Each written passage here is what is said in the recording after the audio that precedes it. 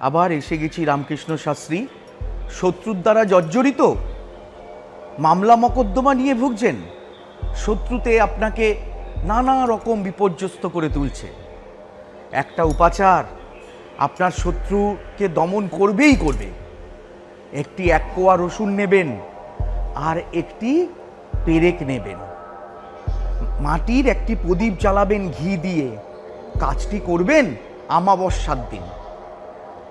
পেরেকটি প্রদীপের মধ্যে যখন পোড়াবেন তখন বলবেন, ওম লিং বগলামুখী সর্বদুষ্টানাং বাচং মুখং পদং স্তম্ভয় জীবং কিলয় কিলয় বুদ্ধিনাশায় সর্বশত্রু নাশায় নাশায় ওম লিং বগলামুখী দেব্যই সোয়াহা বলে ওই রসুনের মধ্যে ঢুকিয়ে দিন এবং কোনো প্রবাহমান জলের মধ্যে ফেলে দিন, আর প্রদীপটাকে ওখানেই ছেড়ে আসুন।